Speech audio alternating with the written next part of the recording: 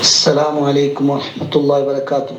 وعلیکم السلام ورحمۃ کیسے اللہ عاقل وبرکاتہ۔ صاحب؟ میں ٹھیک ہوں خیریت؟ الحمد میں للہ۔ رضوان بول رہا ہوں رضوان ریاض صاحب، سے۔ میرا سوال یہ ہے کہ اگر میں ریاض سے جدہ کسی کام کے لیے آیا، میرا کام جلدی ختم ہوا، میرے کو عمرہ کرنے کے لیے اگر دل ہوا تو عمرہ ادھر سے احرام باندھ کے کر سکتا ہے کیا؟ اوکے، پلیز اس کے لیے آپ جواب دے دیجئے انشاءاللہ۔ نحمدہ ونصلی علی رسولہ الکریم، اما بعد۔ رضوان بھائی ہیں ریاض سے، سوال کیا ہے کہ عمرے کی سعادت کے لیے وہ تشریف نہیں لا رہے ہیں بلکہ کسی کام کاج کے لیے آ رہے ہیں، اور کام سے فارغ ہونے کے بعد وہ کیا جدہ سے احرام باندھ سکتے ہیں؟ جی ہاں، جدہ سے احرام باندھ سکتے ہیں۔ اس کی دلیل میں یوٹیوب پر آپ کی خدمت میں پیش کرتا ہوں، یہ پہلے ان کو بھیج دوں۔ میں لے کر چلتا ہوں آپ کو مفتی مملکت سعودی عرب کی محفل میں، وہ کیا جواب دے رہے ہیں۔ اذا كانوا، اگر ایک آدمی عمرے کی نیت کر کے جدہ آتا ہے، من مصر و غیرہا، مصر سے آتا ہے، یمن سے آتا ہے، کہیں سے بھی آتا ہے، پھر اسے ضروری ہے کہ وہ میقات سے احرام باندھے۔ اگر مدینے سے آ رہا ہے تو میقات المدینہ، مدینے کی میقات سے وہ احرام باندھے۔ رابغ سے، اگر رابغ کے راستے سے آ رہا ہے تو رابغ سے بھی آپ احرام باندھ سکتے ہیں۔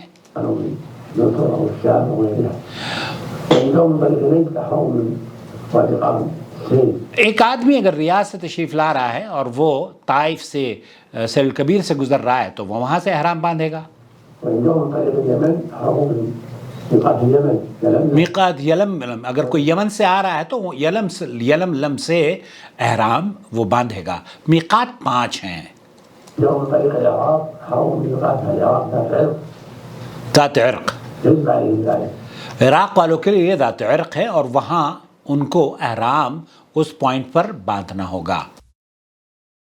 حج کے ارکان عموماً احرام کے ساتھ شروع ہوتے ہیں، اور جس کا معنی یہ ہے کہ حاجی میقات پر پہنچ کر حج کی نیت کرتا ہے۔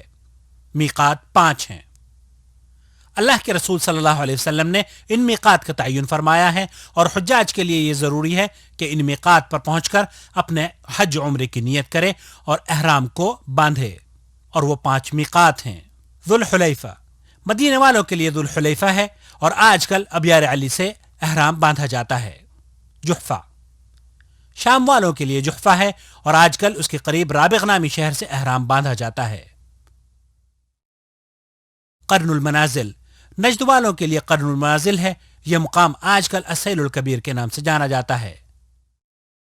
یلملم، یمن والوں کے لیے یلملم ہے، جو کہ السعدیہ کے نام سے مشہور ہے۔ ذات عرق، یہ اہل عراق یا اہل مشرق کا میقات ہے۔ مکہ مکرمہ کے لوگ مکہ سے ہی حج کا احرام باندھیں، اور اسی طرح اہل جدہ بھی جدہ ہی سے حج کا احرام باندھیں گے۔ لہذا حاجی اور معتمر کے لیے یہاں سے بغیر احرام کے گزر جانا جائز نہیں، اور جان بوجھ کر میقات سے بلا احرام باندھے۔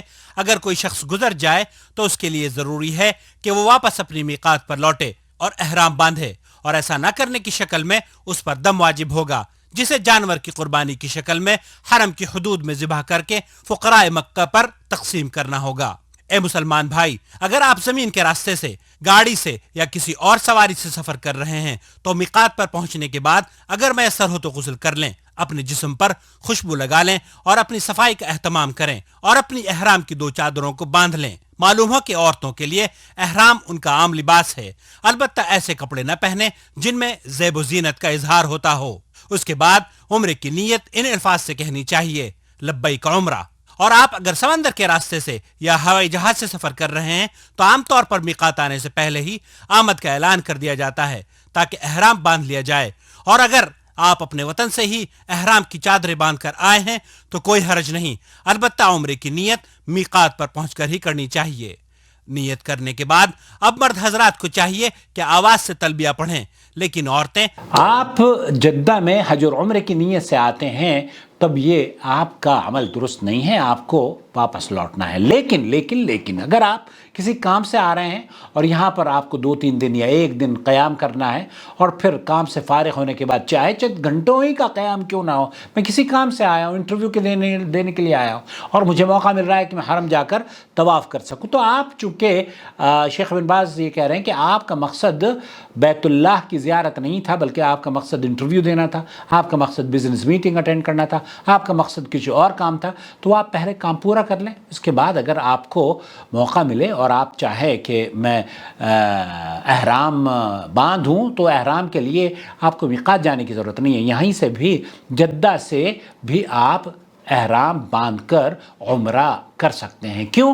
کیونکہ آپ کی نیت جس وقت آپ نے میقات کراس کی اس وقت نیت آپ کی حج اور عمرے کی نہیں تھی، بلکہ نیت یہ تھی کہ میں جدہ میں جا کر کام کروں گا، اور جدہ جب فارغ ہو جاؤں گا تو اس وقت میں عمرہ کروں گا۔ اسی لیے وہ بھی لوگ جو کہ باہر سے تشریف لاتے ہیں اور وہ اپنے رشتہ داروں کے یہاں آتے ہیں، جدہ میں ان کے رشتہ دار ہیں تو رشتہ داروں کے یہاں رہتے ہیں، اور 1 دن کے بعد یا 2 دن کے بعد وہ چاہتے ہیں کہ عمرہ کریں، تو اس یہاں سے وہ عمرے کا احرام باندھ کر جا سکتے ہیں۔ واللہ تعالی عالم، صلی اللہ علیہ نبینا محمد وعلی آلہ وصحبہ اجمعین، والسلام علیکم ورحمۃ اللہ وبرکاتہ۔